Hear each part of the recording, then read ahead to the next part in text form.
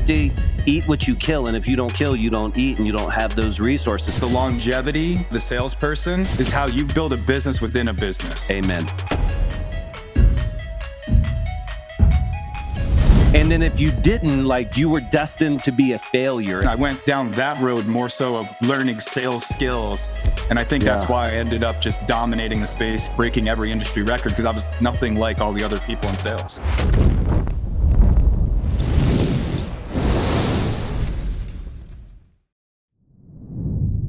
All right, guys, welcome to another episode of the Leads to Deals podcast, where we're going to talk about everything from leads to deals, and everything that we talk about damn sure leads to deals. If you're here, it means you're driven to level up your life, skyrocket your financial success, and master the art of sales and entrepreneurship. We got a super dope guest for you today on our podcast. His name's Justin Freistadt. He's a serial entrepreneur who's already exited one company that was doing over $87 million in total revenue, real estate investor, hedge fund manager, CEO, online personality, and a guy who's really looking to disrupt, I believe, the healthcare space through technology. And it's got some really cool, exciting things going on. So welcome to the pod, Justin. Yeah, it's great to be here. We've got similar sales origins and backgrounds that can take you a million different directions. So excited to dive into this. Well, dude, I mean, I saw on your agenda, I was looking at your thing, and I used the word, I said, oh, this guy's a stud. And then the girl looked at me, she's like, well, what do you mean by stud? I was like, like, he's got good stock.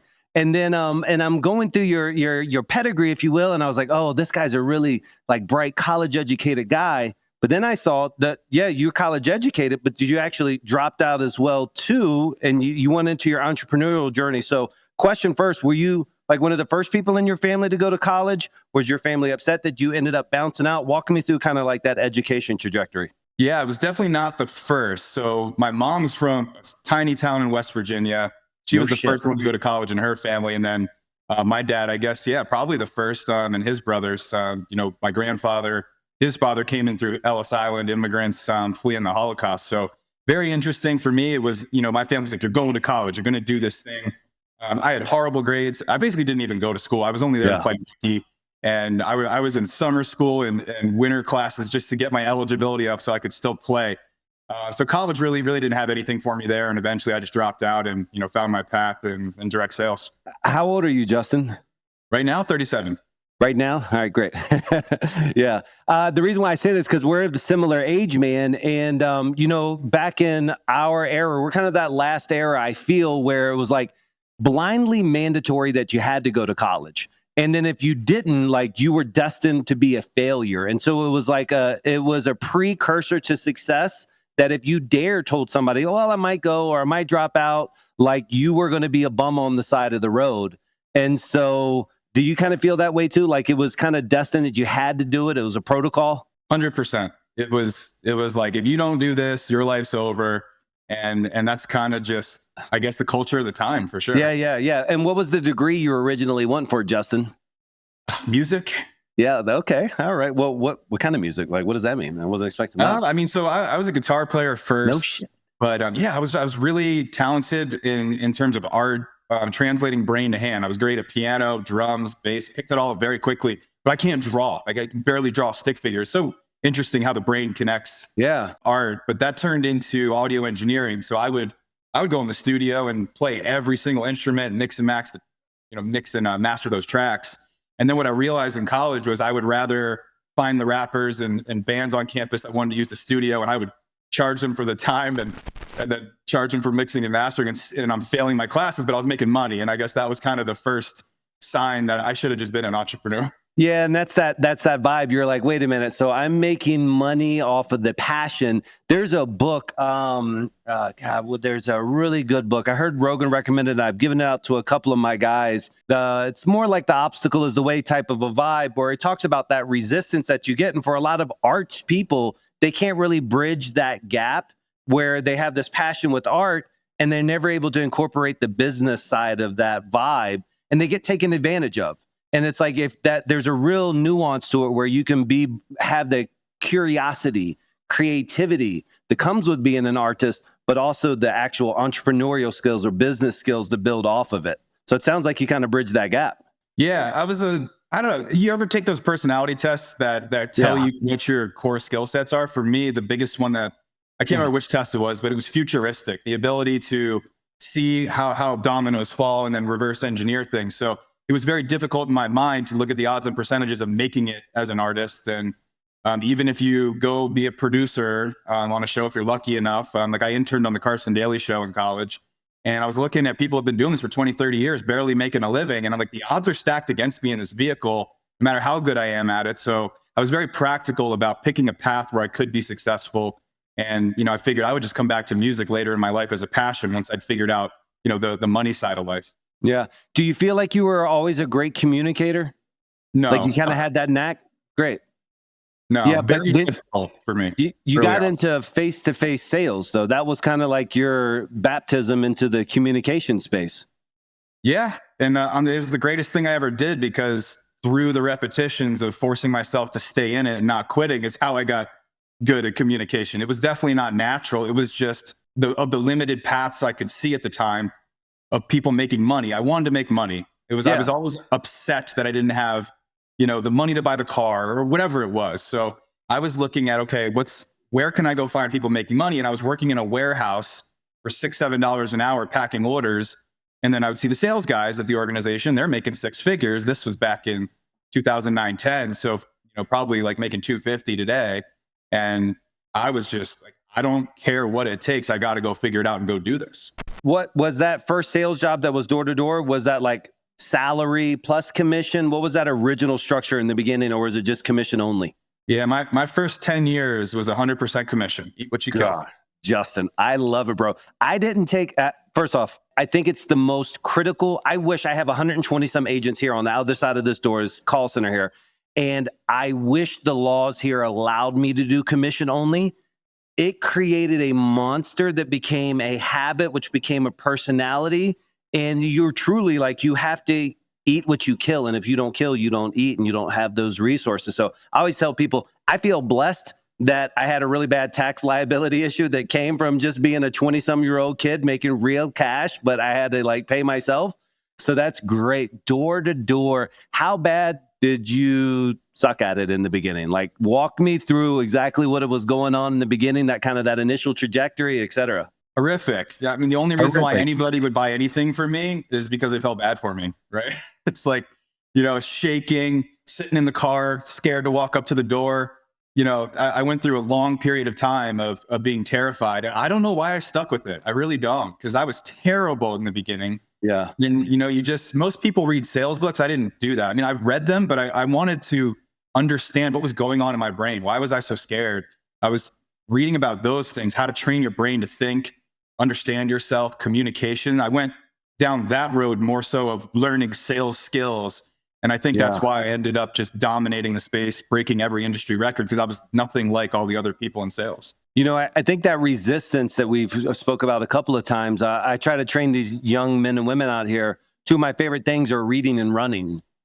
And not that I'm a really big, I know it's part of my DNA, but for me, it's the resistance training that it does, especially now when your cell phone can ring and you're reading a book and then something, it's like, man, it kills that bitch voice, right? When you're running and you want to stop, or you just want to slow down, or you want to not put on the shoes, that years and years of training. And I think that's also what sales, especially that resistance to that type of rejection that you get door to door, the anxiety that a door to door salesperson feels when they turn left and they start walking down that little sidewalk or down that driveway to go to the door because the truck's there and they're like, I think they're there and the lights are on and I know they're there. And then you got to go knock. So walk us through a little bit more, because I've done face-to-face sales for many years, over-the-phone sales, trained people over the phone, but I've never done door-to-door. So what are your core principles, Justin, that you walked away with still 17, 15 years later from door-to-door? I think the number one thing I would say is don't focus on closing percentage, all these metrics that sales guys want to be proud of. I didn't really monitor that stuff until later on. I just focused on the inputs. And when you're not worried about the outcomes, I think you can really focus on the mundane work that actually leads to outcomes. I would rather be half the closer that some rock star closer is, but if I can get twice as many at bats and just outwork them, my sales numbers will be higher. So when you say input, you're talking about like raw dog exertion. Like I'm going to make sure I'm going to get as many at bats as possible. And so, and what does that mean in door to door? Is that better strategizing your day? Does that just mean being faster to get rid of the people who aren't qualified? How do you optimize in face-to-face sales for that? it depends at what phase of the game you're in. If you're new, you just need reps. I wouldn't even be concerned with getting sales. And that's how I am now with any new thing that I do for the first month, 2 months until things start clicking. I don't care about the results. I'm just fact finding, reading information, seeing what works, seeing what doesn't. So if you go into it with a grind expectation, like I had very mundane thinking at the beginning that hard work is always better, which I've learned later on it's not always. But in the beginning, I think you need to develop those muscles. Yeah. So I just looked at the top sales guy. I was like, how do you do it? He goes, well, everybody works 5 days a week. I work 6. I go, okay, cool. I'm going to do 7. And I would work 90, 100 days straight without a break. And everybody in my life thought I was psychotic. And, like, I think that's what it takes to perform at a high level. If people don't think you're crazy, you're probably not putting in as much effort as you could. And what was that first product that you were going, young Justin was going door to door with? Yeah, it's an organic food was what got us in the door, but we sold that, but we also sold all these appliances. Nice. Where there's no margin in food. So, you don't make too much money if you just sell a food package, but if you sell them a freezer to put the food in or a grill to go on the back porch, cutlery, cookware, water systems, mattresses, I probably had 50 different products I could sell. And in the beginning, I just wanted to master 3, get really good at those. I think being a subject matter expert is more important than your sales skills when you're selling something. People need to believe that you know the space better than anybody and they trust you to bring them the best product or best service. It's funny because the words that you use there about being the expert, being able to have them trust in the words that you're saying and know that you're there because, like, if I'm an expert, I should be passionate about my product, but it's an authentic passion and people feel that. I think that for most people, sales is just a transference of feelings. So if I know my product inside and out and I'm conveying that confidence, it's really just a logical conclusion for them to buy whatever it is you may have, whether it's organic food. Like out of all the things I've had my doors knocked for, Justin, I mean, knives or alarms or water pressure, windows, yards. What community are you selling organic food in? What high-end neighborhoods are you and are you rolling around with the product as young Justin got coolers of like bison? Yeah, literally. I would have sample packs in the car, a little travel cookware set. And if I got into your home, I was going to cook a demonstration of the products and then tell you about all the farms. And that's really why I was better than everybody else in the space, was just because I got obsessed about organic farming. I got obsessed about health and wellness. Like if I'm walking into your house selling you the highest quality pasture raised chicken and I'm 20, 30, 40, 50 pounds overweight, probably doesn't make sense. So, you have to be the product. You have to live it to sell it at a high level. And I got obsessed with health, wellness, organic food, farming, supply chain. And I could tell them everything, the breed of the animal, how old the cow was at harvest and why all those things matter. It's like starting to come back to me now. It's been a few years, but I could probably still walk into any of those companies and crush it just because it became so much of who I was. When I see young, successful guys like you, what ends up happening in the company typically, and you tell me if any of this echoes your journey, but people from higher up will look at you and they'll say, okay, great. What is he doing? And that goes from like, hey, let's watch him to let's let him lead others. And then you're like leading others in sales side. And then as you get executed well on that, then they want to bring you more into the boardrooms and they want to kind of have you help on the operational side at scale. And so what I try to tell these young men and women, it's like, well, I see this happen a lot. They'll get down enough and then they start bouncing from company to company looking for the highest paying sales role, which I get it. I understand maturity sometimes doesn't match opportunity. But if you can just get in and create a lane, a company will bend around you. And there tends to be so much more opportunity there. So walk me through your journey with that company. So this is what you just said is so important because the longevity of the salesperson is how you build a business within a business. Amen. Right? So every single house I'm in that's signing up or isn't signing up, well, who's right for the product if you're not? What 3 or 4 friends do you can refer? And after about 4 to 5 years, I didn't have to prospect anymore. I had enough referral flow to completely fill my schedule. And that's when I started building teams and starting filling their schedule. Nice. all off organic referrals from just being so omnipresent in the community. There's a lot of, you start to learn how to prospect more efficiently. Sure. Knocking doors. Now I'm setting up a booth at a CrossFit gym on a Saturday, cooking samples for, my target demographic instead of knocking a ton of doors, figuring out, a couple needles in a haystack. So you get more efficient. You know your product so well, and then you can really put leverage on that by building teams. Yeah, I love it. And then, so what ended up happening there? And are you still in that space a little bit on the food space, or is that door closed and now you're into different things? I'm totally out. So yeah, we spent over 10 years building that company, and then the pandemic hit and we were in the perfect product, the perfect time, and it exploded. And it taught me a lot about the vehicle you choose, because we didn't really have a product. Nobody wakes up in the morning and Googles, how do I get 6 months of food and put it in a freezer? Yeah. So you had to, in some ways, create the market. And all of a sudden, everybody was looking for that. How do I get 6 months? How do I get 2 or 3 freezers? Because it's Armageddon, the world's coming to an end. And that's when the company's marketing spend, we could compress that, and the sales tripled. And all of a sudden, private equity wants to buy you. And at that, you didn't see it coming, but at that valuation, in that scenario, it was a perfect storm. It would be kind of stupid not to sell it. And that's what kind of happened. So I did sign on to stay for a period of time with the transition. And then, I just started looking, okay, what's the next game? What's the next thing? And that's how I found myself in private equity, hedge funds, and, the world I'm in now. As a guy that my last company, we were very blessed to go through that journey, even though the outcome, I'll tell you what happened. But once we started having PE groups come in and we did our presentations, and they do all the ad backs, which that was such a crazy thing. We're like, the way that they manipulate and everybody changes the numbers, and we got a signed LOI. And then in my old business, one of our competitors found out about it. A competitor that was, and everybody's supposed to be strict NDA, but all these little buzzwords, everybody starts knowing what's happening. And we had a signed LOI to sell 52% of the company on January 17th, 2021. And all of a sudden, a competitor found about it, and then there was just lawsuits and all these other things, because it would have been a lot of capital into our industry that hadn't existed before. But 2 months prior, I was on an airplane with a guy who had just exited his company. And I was telling him, and I was like, oh, it's peachy keen. He was like, you have no clue the pain that you're ahead of. Like, when all this started, so many eyes, and I just couldn't picture it. So for a guy that actually got through the gauntlet, how dicey did it get? Like, was it stressful? Was it not one of the most stressful things of your life? Right to the finish line. Yeah. Like the jewel might not come like the night before, right? Yes. And you're still negotiating. You bring in, and first of all, selling a business is expensive. You've got lawyers, you've got consultants, and everybody's got a different opinion.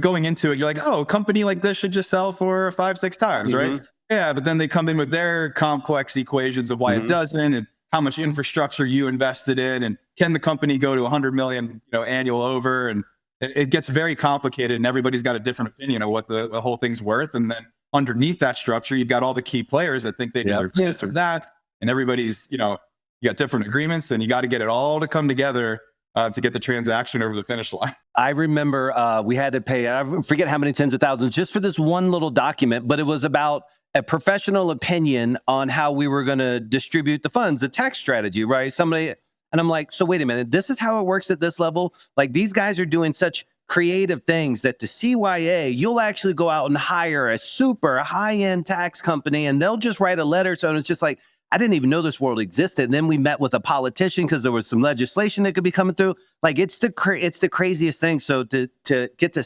chat with you, then knowing that you got through it, I know that those are the lessons that you hold on to forever. And then do you start to build?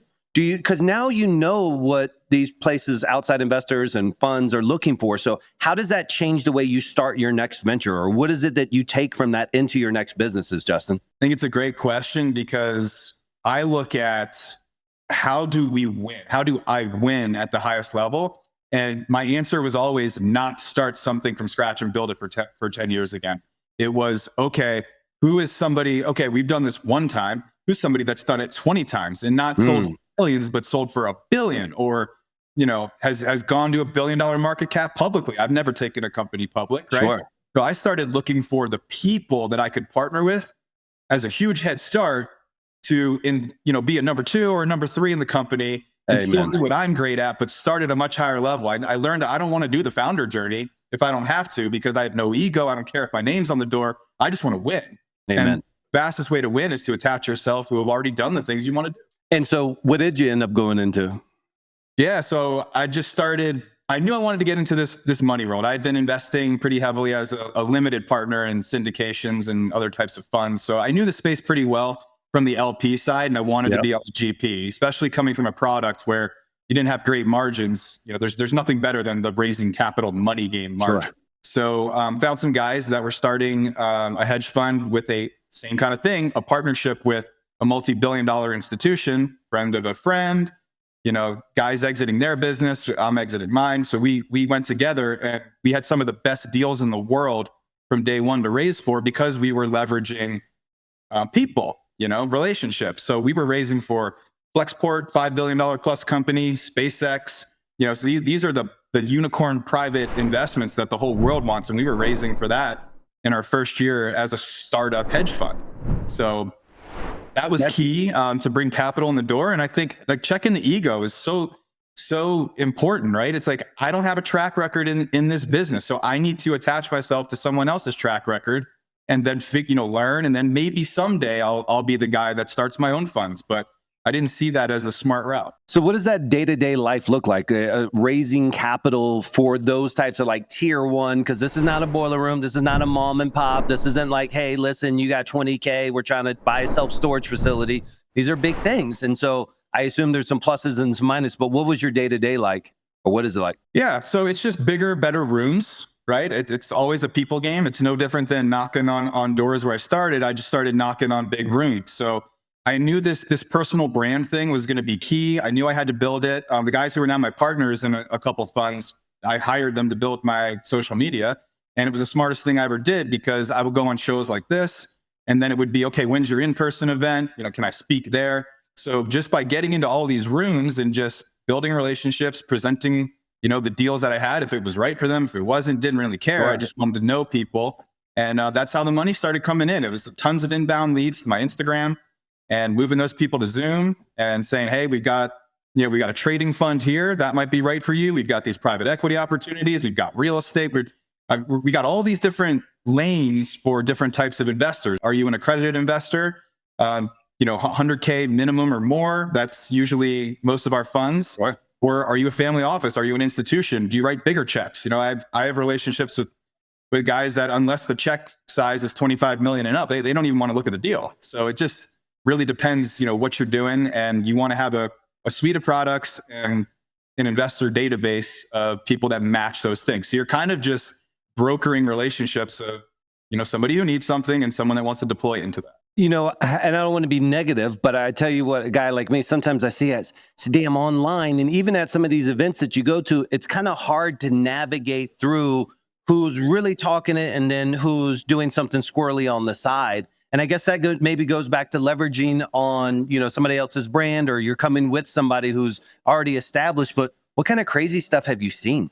Yeah, getting into, the first 10 years, I stayed in my lane, just built business, never got into these, guru rooms or conferences. And since getting into the world, I'm very disappointed at how disgusting it is. I will say that a lot of people that you think are killing it at a high level are just scamming from the stage. It is what it is. Yeah. Or maybe they're not scamming, but they're offering not so great opportunities because of their leverage, right? So yeah, I think that's probably a big competitive advantage of mine, is if I'm going to do a talk, I'm going to talk about how to protect yourself as an investor. I'm not going to talk about my deals. I'm going to teach you how to vet deals, how to vet people, right? Use some nuggets that might save you millions of dollars, because I had to learn that the hard way. I've lost a lot of money to bad actors. Yeah. So, if I can be a shortcut for an investor and, save you some money at the very least, I think that's a great way to start a relationship. Yeah. I'm going to take it back to sales for a second. I said this the other day on a podcast, and the guy disagreed. And I think there's definitely sides to this coin, but I used to love Zig Ziglar. I know you said you didn't really go into books too terribly much, but I love that guy. I mean, he changed my life, Justin, for sure. And, one of the things he talks about is no salesperson has ever been born. No doctor slapped a baby on the butt and said, you're So I felt like that was my end because I could learn communication. I could study. I could be my true self and come across and be good. And then I say, well, look at a guy like this, man. You know, you came up, you're knocking door to door, and now you're on stage. You have all these opportunities to communicate. Does part of you still believe that it's not natural, or do you think it's just repetition that's come across now and flawlessly? Well, let me put this caveat on it. I did read all those books. I read every Ziegler book, Brian Tracy. There you go. Tony Alessandro. I did them all. I was obsessed, right? I mean, that University on Wheels, driving around from neighborhood to neighborhood, I was crushing books. Great. But you can get concepts and frameworks. There's no substitution for the work. It's just like a professional athlete. You can have all the talent in the world. The hard work's always going to beat the talent. Yeah. So yeah, I don't, and I understand that going into anything, you know, that my ability to execute, practice, and drill, rehearse, and be disciplined in the mundane is going to be what leads to results. And people say you're great at something. No, I've had to develop every skill that I have. Well, I think that's why guys like us, and there's a bunch of us out there, and I'm humbly putting myself in that category. It's like when we see people who are inauthentic and they're masking it through communication, it's easier for us to be able to spot it because we come from this world where we have that power of persuasion and we can articulate ourselves. So it's a little bit easier to pick it up. And right now I'm primarily in the REI space. That's what we have this big company here for. And we were talking about like the things people say from stage. I came into this space, honest to God, my whole life, Justin. When a realtor would tell me years ago, I did 3 million last year, I legit thought they meant they did $3 million. I didn't know they meant they did 2 points on 3 million. Or if somebody in real estate's like, yeah, I got a $15 million portfolio. I'm like, yo, 15 million.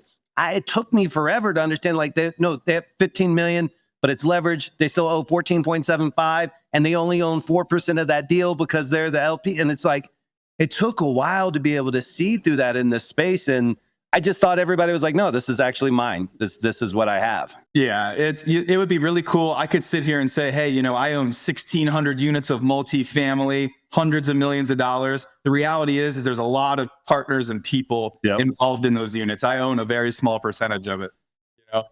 Yeah, I get it. That's good. And I appreciate that authenticity. So you're raising money right now. I also know that when I was doing a bio background, like you're also in the health space. So like what verticals are you in? And then which one are you the absolute most passionate about today? I am all in on this company's safe space. It's pending FINRA approval, the name change. Right now it's called Healthcare Integrated Technologies. We're going to go public on the New York Stock Exchange this year. Right now we are publicly traded under Healthcare Integrated Technologies, HITC. Definitely buy the stock. You're welcome.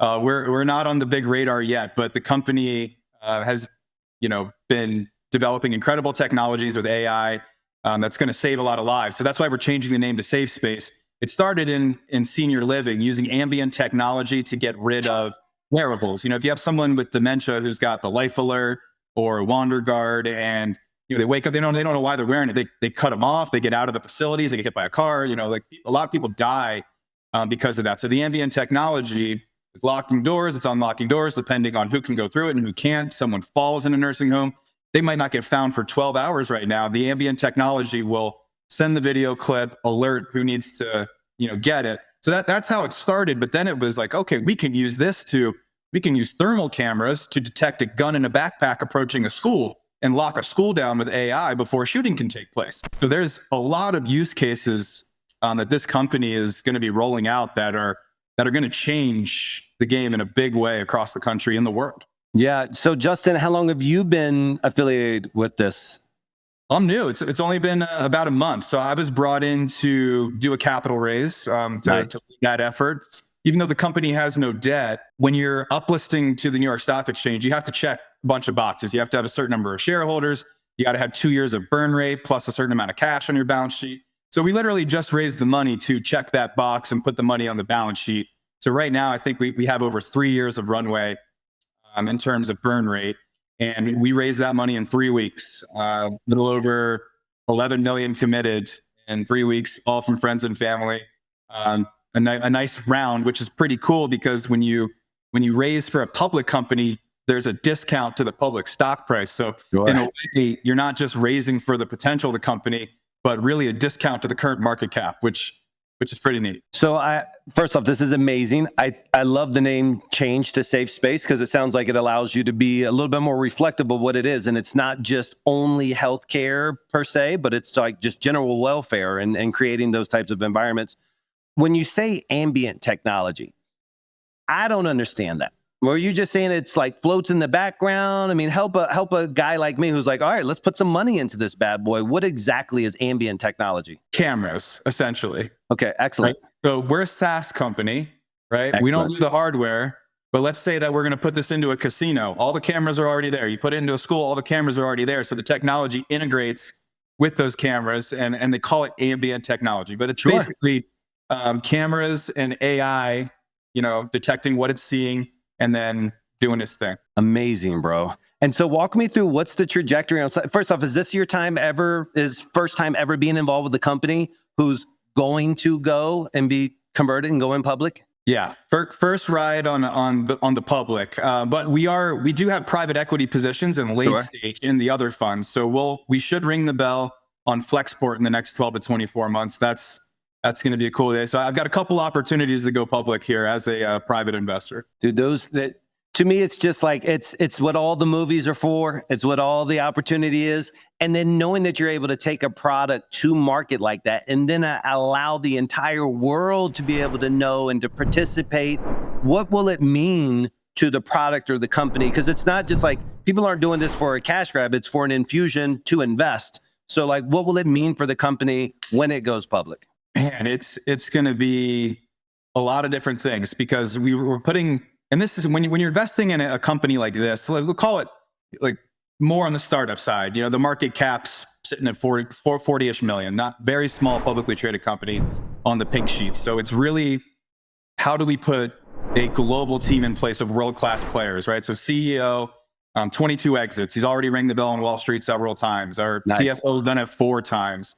Head of sales just sold his company for $400 million, right? And we had Theo Davies left Google as the head of sales enablement of all of Asia to come to this company. So when you start building out a world-class team, that's really what people are investing in on the way to profitability and big revenue to get to your $1 billion mark. I want to talk about that for a moment, because that's something that I find is a limiting belief for a lot of people, and even something I still want to go through and get to. But sometimes you look at where your profit margins are or your trajectory is at, and the investment of bringing in a rock star team and maybe putting that cart in front of the horse, where it's like, it doesn't maybe make sense, but these outside people, and if the CEO has an ego, or if the company can't get that vision, it affects it. So walk me through what it means to you to have these types of players on the team, maybe some of the lessons that you know about recruiting these types of guys and painting the vision.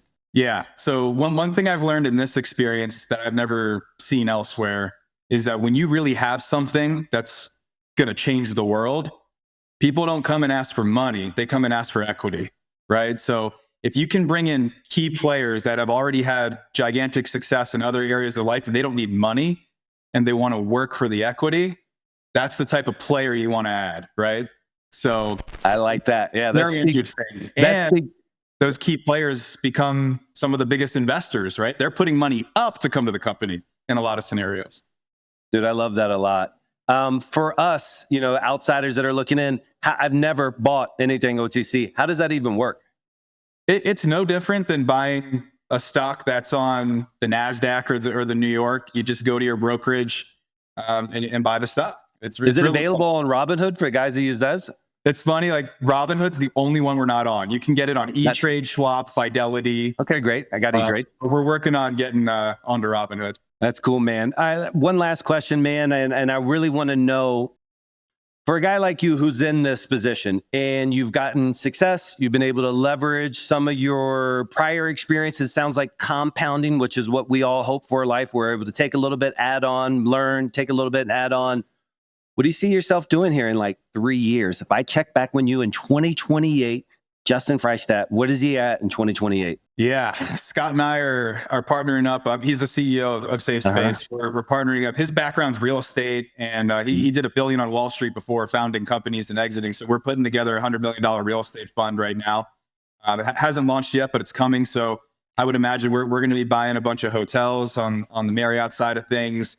he's got, direct lines into some of the best deals in the private space too. So between that, my partners at Kearns Capital, where we've got, that's where we do the late stage private equity. I'm just excited to keep building the relationship base and keep getting into rooms where I can just be around people that are doing, things that I still can't even make sense of. Yeah. And as long as I keep doing that, I think 3 years from now, we could have multiple exits and, be sitting on not 9 figures of capital to keep doing what we're doing at higher levels. Cause it's wild. I was just at a private mastermind with some of the biggest executives from BlackRock and Coinbase, and seeing some of the things that are happening, and people are talking about trillions of dollars or hundreds of billions. Like, this game is just enormous. So the fact I'm even saying this stuff, if you told me that 3, 4, 5 years ago, I would just think you were joking. So I think you're always one relationship away from a completely different life. And if you keep looking for those relationships and, perform where you are, those people will want to bring you up the ladder with. Yeah. It's almost like they manifest into your life. It's almost like they appear at the right time. You got to be there. But I love what you're saying, because it's a paradigm shift.